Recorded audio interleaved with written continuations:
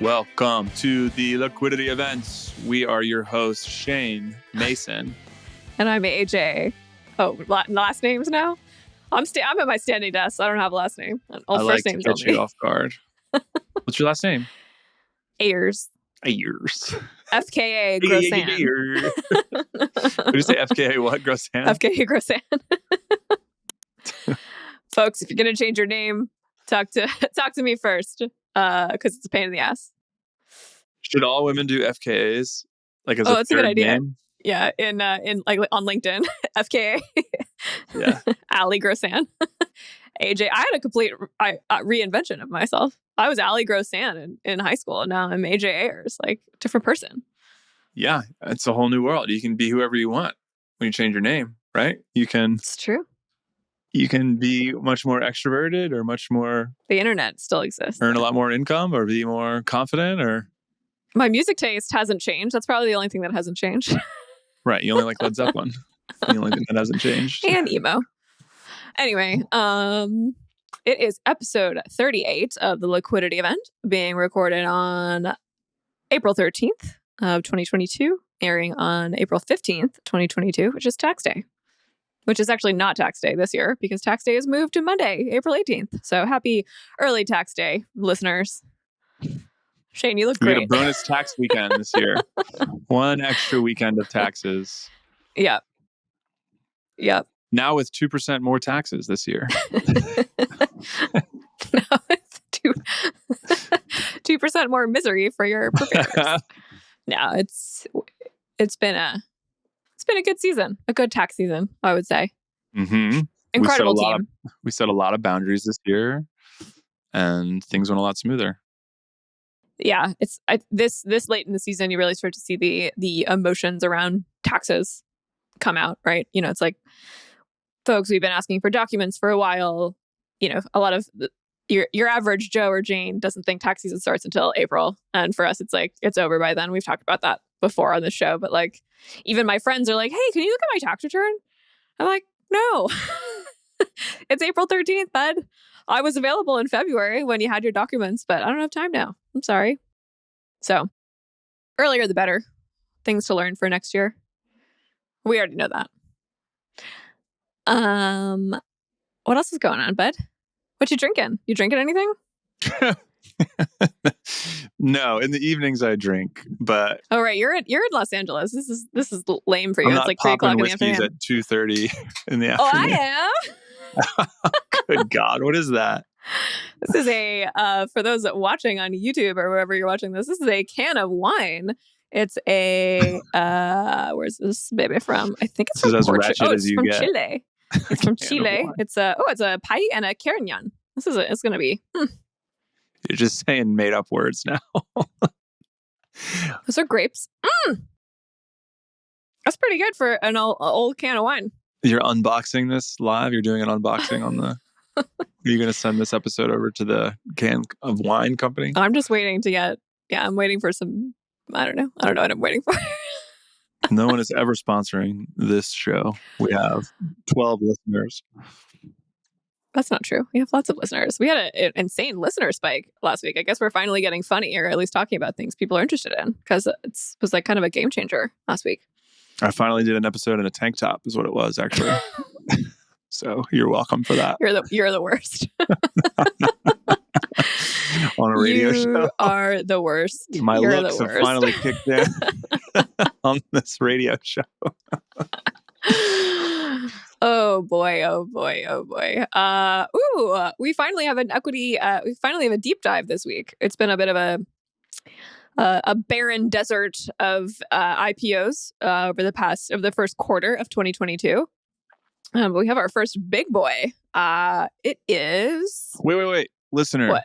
Try to guess what industry has an IPO this week before we tell you. It's a company where when the price of something goes up quite significantly, selling that item or a competitor to that item is probably it's natural gas, y'all. It's natural gas, energy. Woo! All right, sorry. That's my only contribution to this deep dive this week. The gassy boys in the back. Wait, there was a great quote from there. from their S1. Wait, you didn't say who it is and all that.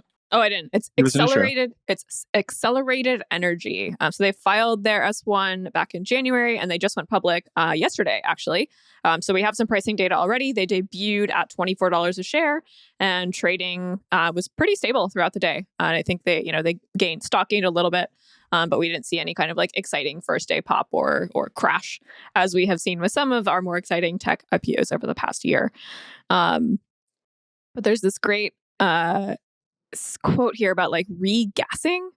Like they're okay. So let me read what they do. Accelerate is changing the way the world accesses cleaner, more affordable, and reliable energy by delivering regasified natural gas, benefiting hundreds of millions of people around the world.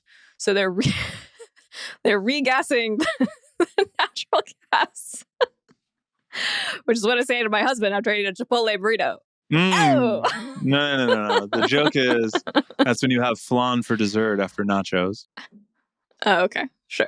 We're regassing the gas here. And speaking of regassing the gas, one of the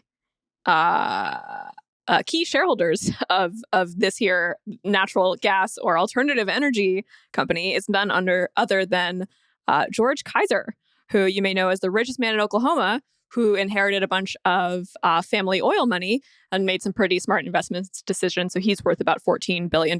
So this is sort of, he's got a lot of his eggs in the oil basket over here. Why don't we diversify a little bit, start up a natural gas company? So good for you, George Kaiser, for adding some billions to your balance sheet with this IPO. Okay. What? He's a petty billionaire at this point.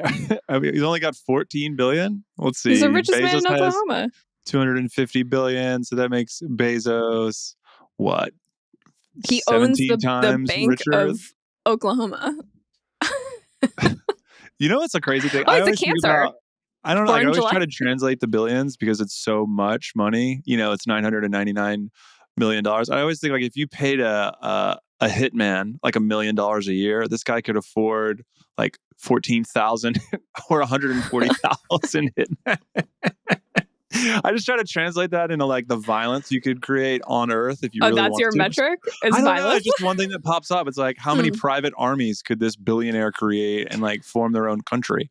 Yeah, I always think about like solving like housing problems. Like that's my gauge of billionaires. Like, could you solve the housing problem of like Crown Heights? This is in the 1860s where billionaires solve problems. Like they just create libraries in every right, but I'm talking about now. Like you think of it in terms of killing people. I think of it in terms of like how many $1 million houses could you buy people who really need them? So it's like, could you solve the Crown Heights housing problem? Could you solve the entire Brooklyn housing problem? Could you solve housing for the entire world with your billions? Like, yeah, that's my metric. It's like when you're working an hourly wage, and I'm sure a lot of people think this, and I think of my time still as hourly. It's like when I don't want to do something or like how much something costs, it's like how much is my time worth? So it's like kind of an outsized version of that.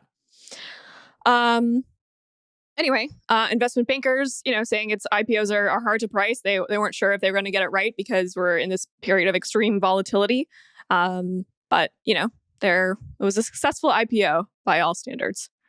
So maybe that will hopefully signal to other companies wanting to go public that, hey, this market is not as crazy or volatile as you thought. We had a successful IPO, step right up. Let's go public, folks. I think the market is still volatile, but it's volatile because of a Eastern European war, which has cut off the natural gas supply to a lot of people. And these people sell natural gas. So even though it is very volatile, it works in their favor. This is a good moment. Yeah, volatility works in some people's favor. Yep. Yeah. Do you think they're just sitting on their S1? We're like, we'll just wait until... Absolutely. Yeah, they filed it in January. You think they had an inline to... You think this is why Russia invaded Ukraine?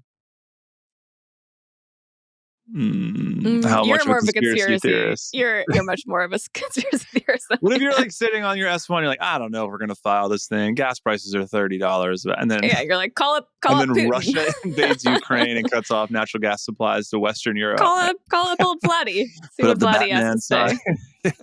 Yeah. All right. What else do we have? I hope never to be rich enough to influence global politics. I don't think those people are happy. Anyways. That's not what you say in private. I don't want to be that rich. That's like problems rich. I want to have no I just problems. want to be rich enough to never have to think about beef jerky prices. Mm. You know, you got the bag of beef jerky. You're like, how much does this cost? Like, this is expensive. Yeah. You've never had that moment? That biltong shit, that South African air dried beef. That stuff is so good, and it's like $25 for a packet. We're so far apart in some places. Like, what? I'm making an excellent beef jerky joke, and you immediately go to some. You never had biltong? God, just keep moving. What the hell? Oh my God. Anyways, I don't have a good segue here. I'm going on strike against you, and so are Etsy sellers. No. Speaking of exquisite, home-crafted, culinary, artisan beef jerky. Oh, okay. That's the segue. Etsy is sure. Can you sell food on Etsy?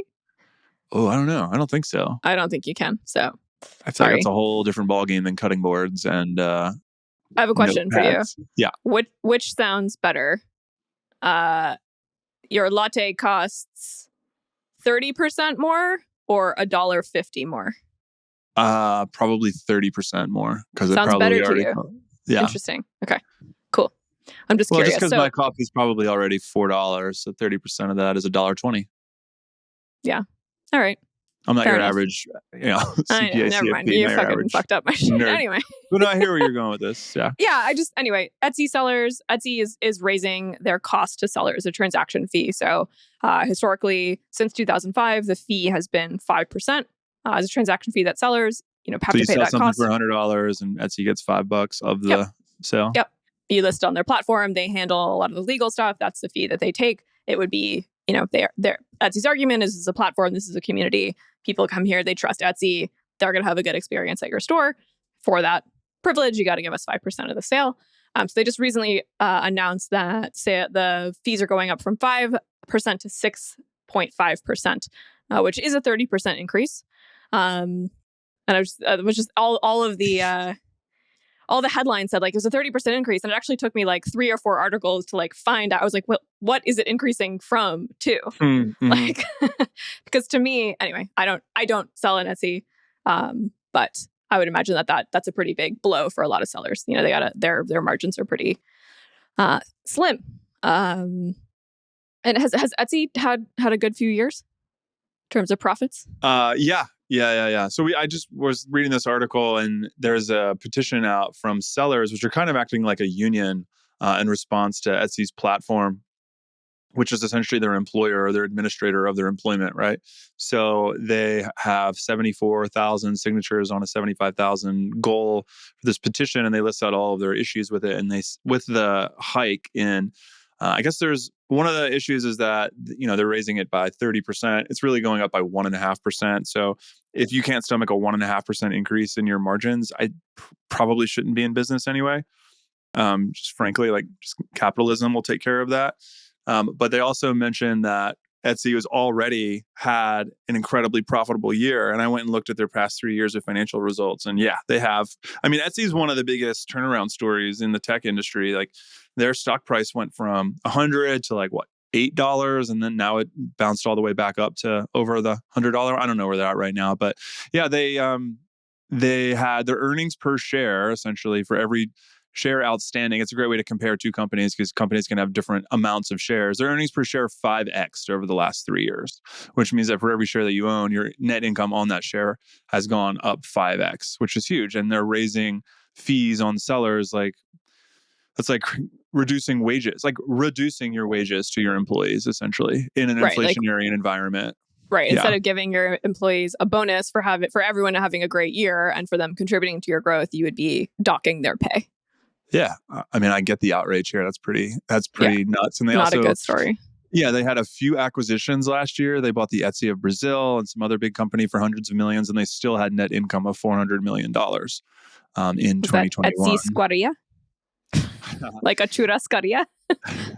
The Brazilian steakhouse? Have you ever been to Fogo de Chão? But seriously, have you ever been to Fogo de Chão? No, I'm more of a gas station beef jerky guy. That's my Stop posturing your nonsense. So yeah, I feel them on this. It's kind of a. There's like a few other things they mentioned. This off-site ads that happen. I guess Etsy will come in and they will advertise your stuff on another site, but because they're paying for the advertising, they actually pass it on to you. And I don't think you can even control it. And it's like up to 20%. So not only does your margin go down by that 5 or 6.5%, but down another 20% due to the advertising that Etsy does. And you foot the bill for the advertising like against your will. That sounds terrible. Right. I mean, there's two sides to that argument. It's like, would the sale have happened anyway? Like, would this person have found your Etsy store? Probably not. But because Etsy paid for the ad on Instagram and knew that person really liked hats that have funny kittens on them, like, because they sourced that for you, like, they created that sale. So therefore you're going to pay the ads. So, like, that's the other side of that argument there. Yeah. And then, which makes sense. And then there's this other idea in the petition that Etsy is not supporting true small boutique sellers with their support tickets, and they can just get wiped off the platform without much like a human being involved. Meanwhile, there are these companies that the best analogy I can come up with is like a Zara, like a fast fashion. Like they'll look at these, like the trends in the zeitgeist of what's going on Etsy, and then they'll churn up a factory to mass produce what looks like a small supplier of custom things, when in reality, they're just pumping them out. And then they get this priority treatment because it increases net income and revenues, whereas the small guy gets stomped on and destroyed, which is the story of the past, I don't know, 40 years? 3 millennia. Yeah, I love Etsy. I buy stuff on Etsy all the time. I buy like wacky gifts and like personalized things and vintage glassware and all kinds of good stuff. All right. I've gotten all of your birthday presents for the past 4 years on Etsy, which were fabulous. Which were fabulous, by the way. They were Takis socks. Ooh, I still have those. Trucker captain's hat, which definitely you lost, which is fine. It's on the boat. Okay. And there were others. I forget what the others were. Liar. Maybe only 2. All right. What else we got? Speaking of selling things on platforms, we've got a former Yale employee admitting that she stole $40 million in electronics from the university. So this is an employee who is a former Yale administrator, who pled guilty to wire fraud. Of course, it's always wire fraud, and a tax offense for her role in the plot. Essentially, she was the director of finance and administration at the Department for Emergency Medicine. She was in control of the budget. Basically, any expense up to $10,000, she had carte blanche to authorize. So essentially, she was just buying, easy to resell electronics such as iPads and laptops, reselling them on the quote unquote black market. I don't really go into detail of where she sold them and made. In New York. In New York. Sold them across state lines. That's why it's mail fraud. That's why it's wire fraud. It's always wire fraud. Yeah. I stole $113 worth of really fancy pens from my last employer. I had to get that off my chest. Bandcamp? No, not Bandcamp. Bandcamp was a virtual office. There were no office supplies provided. A publisher I used to work for a million years ago. This is your getting it off your chest. I'm coming clean. Yeah, I'm coming clean. I worked there for 7 years. $25K a year? Yes, they did pay me poorly, so I felt very vindicated in my usage of the office products that I needed to edit manuscripts. But anyway. Justification is one of the 3 steps to fraud. To wire fraud? An opportunity, justification, and the need. I believe are the 3 requirements for fraud. Wait, so at the time of her guilty pleas, she was in charge of 2 Mercedes-Benz vehicles, 2 Cadillac Escalades, a Dodge Charger, and a Range Rover. Too bad we're having a gas crisis. It's a lot of gas guzzlers in the driveway. Wait, so she had 6 cars? 2 Mercedes, 6 cars. Yeah. Why do you need 2 Escalades? Oh, because in case one of them's in the shop, you got your backup Escalade. I think... You know how embarrassing it would be if you were going to pick up your dog from the daycare and you just had your Mercedes-Benz instead of your Escalade? They might judge you for not having enough room for the dog. I have to say, no one needs to drive a car that big. I think they're very silly. They're really bad for the environment. But I was in an Escalade recently because I called a rideshare and an Escalade showed up and I was like, oh my God, this feels amazing. I was like, you know what? I get it. I'm an honest person. So I have embezzled a little bit of money from Brooklyn FI. My Escalade is parked outside. Pull up the credit card statement. Anyways. I thought when you said, speaking of selling things on platforms, you were going to get into this Amazon warehouse strike or Right. labor story. A successful Union formation of a unionization and a Staten Island warehouse for Amazon. Yeah, Amazon workers formed a union, which is the ALU, the Amazon Labor Union.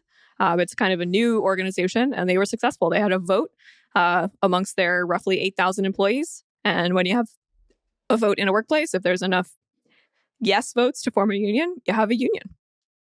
So Amazon is not happy. Amazon tried to stop this by papering the walls of the warehouse with banners that proclaimed vote no and set up a website and held weekly mandatory meetings. It even hired an influential consulting and polling firm with close ties to Democratic political groups and touted its own benefits over those offered by the union. So basically Amazon saying, if you leave us, kiss these good benefits goodbye, you'll have to rely on the union to provide all those great benefits for you. Yeah, definitely trust your corporate overlords. Yeah, I don't know how to think about this. I wonder if this is the beginning of the end. Unions are hopefully going to turn a corner. Wealth. I mean, what is it? Wealth inequality is not going to get fixed by unions. I guess that might be a part of it. But we talked about Thomas Piketty's solutions for wealth inequality last episode, and it's really just tax the rich. And I guess thousands of unions popping up is going to be one way to shift income from the rich to the proletariat, but it seems a lot easier for our government to just do a federally mandated wealth tax. Right. Yeah. If you need a union, or what about meet the demands of the workers who need to get paid a little bit more to feed their families? Yeah. Let's dip into profits a wee bit. My takeaway from this is that the union organizer, when told that he was not articulate or smart by the general counsel of Amazon, put a guillotine outside of Bezos's DC mansion, which I find to be incredibly cool. I mean, it comes back to this. He's got $220 billion. That's a lot of hitmen. You got to be pretty ballsy, or just like one really expensive one. How much does the hit cost? You're assuming a hit costs $1 million? That's what I'm saying. It doesn't, but for the sake of rounding, I think they cost like $15K. I don't know how I would know that, but I think it's around there. But I mean, full time, just like on salary, just around.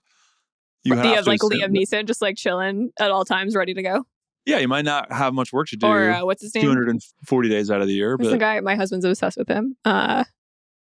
Jason Statham. Yeah, like Statham, he probably needs more than $1 million. But if he wasn't famous, 15K. All right, we're good here. A ride in my Escalade and 10K. All right, we've got a few more minutes till the dogs upstairs lose their minds. What else do you want to cover? We have a listener mail question. This came from a friend of the firm. I didn't know an underwater stock option. I did not know that underwater stock options were a thing. Can you please explain? Mm-hmm. So underwater stock options are when you take your stock options grant and you jump into your swimming pool. Okay. And you cry because you don't understand your paperwork. Do you want an adult to explain this underwater stock option? You think that joke's great? No, it's not. It's so good that I laughed in the middle of it. I couldn't finish it. When you get into a submarine with your laptop. No, underwater stock options are when you have a grant of stock options, which remember is the option to purchase shares at a certain price. And Hold on. I find this incredibly important that we recognize that we have not gotten this question forever until there's volatility in the stock market thanks to the Russia-Ukraine war, because the stonks have only gone up since 2012. That's true. So, yeah. So we're on one of the longest bull runs of all time. So stock price. All right, now I'll let you keep going. Yeah. So it's your option price. You can buy this stock at this price that it says in your grant. But guess what? The stock has not performed that well. So the stock price has actually gone down, not up. So the value of your option, it's worthless because you don't want to. Stock is trading right now. Let's say your option is $20 to purchase it. Your $20 strike price. Now the stock is trading at $10. You could go out to the open market and buy that stock for $10. So who in their right mind would want to lock in an immediate $10 loss? So that's an underwater stock option. We have quite a few clients with underwater stock options right now. We see these really volatile stocks, they get grants. When the stock was at, its all-time high or its 52-week high, and now it's worthless. And they're, at that point, it's really a moment for companies to decide, what are they going to do? Like, they can't keep dishing out equity compensation. How are they going to retain these employees? And a firm that's really felt this is none other than the artist formerly known as Facebook, or Meta, FKA Facebook. Facebook's had a rocky ride over the past 2 years. FKA Facebook. Jesus. I'm going to make a bet with you that if you lose, you're going to have to get a tattoo somewhere that says FKA Facebook. I would. Going to take a lot of substances for that one. Anyway, shares have plummeted. Facebook gives out, stock options. So employees are mad. They're like, why should I stay here? So New York. The only reason you work at Facebook, I mean, I'm definitely wrong about this, but you would have to pay me so much money to work for that terrible company. And I'm sure a lot of people feel the same way. So when you're working, like, you're essentially selling your soul, like you're exchanging it, which we all come across. Like, everyone has a price. The people that have paid their price over the past few years, or suddenly the price has changed by the market due to this Meta investment. And now they're just rethinking what it's worth to them to have to tell to their friends, like have to admit to their friends that they work at this company. Right. So there's this fallout, like people are bailing. Is that what's happening? Yeah. I mean, it's like, I work here. I was told I was going to be making X. I was told that I was going to get X in salary, and 50% of my compensation or 25% of my compensation was going to be in these valuable stock options that were going to go up in value. But guess what? The stock price went down, so now the options are literally worthless. So what's the incentive to stay at that point? So there's some pretty good quotes here from the corporate message board. Joined Meta at near all-time high, now feeling like shit. One Meta employee said this week in a popular thread on Blind, a corporate message board filled with verified members. What should I do? Someone else chimes in and says, leave this crap place. Another Meta mate responded. I love MetaMates. Yeah. I mean, I have a personal underwater stock option story to help, frame this. So my dad worked at a casino worked for casinos for a long time. I like to tell sob stories about my family, but I grew up in a fantastic family, very nuclear, very classic. And my dad worked at casinos, and in 2007, 2008, he got a big promotion, and he was granted stock options in MGM at $100 per share. While it's trading at $100, he's thinking, all right, hopefully it goes up to 110, 120. This is in the roaring market of 2007. People are buying homes. The market's going crazy, a little bit too inflationary in terms of expansion of the market. And then there's the crash, right? And when people don't have money because they lost their jobs, the last place they go is a casino. So the value of MGM shares went from $100 to $10 per share. So my dad had the lovely option of purchasing shares that were worth $10 for $100. Yeah. There you go. And this is happening with all these super high growth companies that, 3x in value every year, every 2 years. When you're growing that fast, it's kind of like you're playing with house money, and people want to pull chips off the table due to some volatility. They're going to take it off their biggest winners most of the time first. That's not a fact, and that's not investment advice, but it's no surprise that people are cashing in some of their chips on some of these super high growth companies that rely on continued stability to continue to grow so quickly. So they might be down to, they probably have a mixture. If they were granted multiple options over different time periods, they have some shares that are underwater because they got them more recently and the stock price has dipped past that recent high. But they're older shares. The longer you are, the billionaires or like the multimillionaires that we see from our client base is usually because they worked at a tech company for a long period of time, at least 2-3 years. The biggest winners are always the ones that have worked at a company for like 8 or 9 years.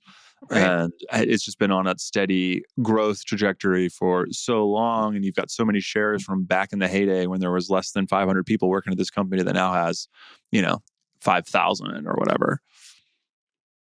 Yeah. It sucks. Under the sea. Things are much better than when it's wetter. Take it from me. You can't just casually pop my favorite Disney song into the pocket.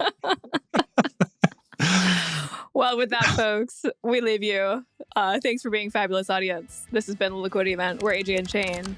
Liquidity, or brooklynfi.com/episode 38. Show notes there. See you next week. Peace.